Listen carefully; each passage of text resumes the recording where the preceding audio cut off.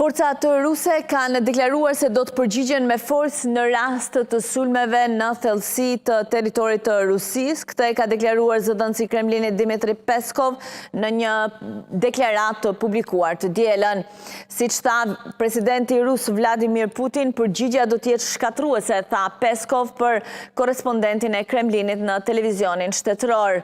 Putin tha se Moska nuk do të ketë kurrë një lëvizje përpara ndaj presionit të Shteteve të Bashkuara ose çdo fuqie tjetër të huaj dhe paralajmëroi se do të ofronte një përgjigje shkatruese ndaj çdo sulmi ushtarak thellë brenda territorit të Rusisë. Përveç kësaj, të dielën Putin tha se Rusia kishte testuar me sukses raketën e saj të lundrimit me fuqi bërthamore, një armë bërthamore që Moska thot se mund të shpëtojë nga çdo sistem mbrojtës dhe se do të kalonte në fazën e shpërndarjes së armës.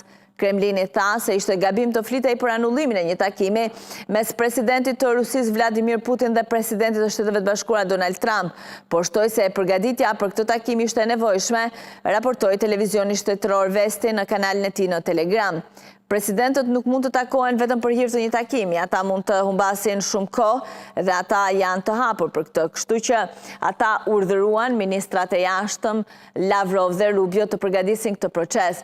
Ky proces është i komplikuar, tha Dmitri Peskov, zëdhënësi i Kremlinit për korrespondentin e televizionit shtetëror. Peskov gjithashtu komentoi sanksionet e vendosura nga Shtetet e Bashkuara të Amerikës ndaj gjigantëve të naftës ruse Lukoil dhe Rosneft, duke i quajtur ato një hap të pabesë. Por tha se Rusia kërkon të ndërtojë marrëdhënie miqësore me të gjitha vendet përfshi Shtetet e Bashkuara. Pavarësisht nuancave të ndryshme që ka shprehur presidenti i Shteteve të Bashkuara, ne duhet të orientohemi ende nga interesat tona. Interesat tona janë të ndërtojmë marrëdhënie të mira me të gjitha vendet përfshirë Shtetet e Bashkuara, tha Peskov për Zarubin. Sigurisht veprimet që u morën këtë javë ishin një hap i pabesë.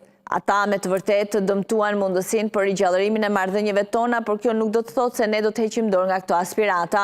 Duhet të bëjmë atë që është më e favorshme për ne, shtoi Peskova. Gjithashtu tha se Rusia do të ndjekë penalisht çdo person që gjendet i përfshirë në mundësinë e konfiskimit të aseteve të ngrira ruse.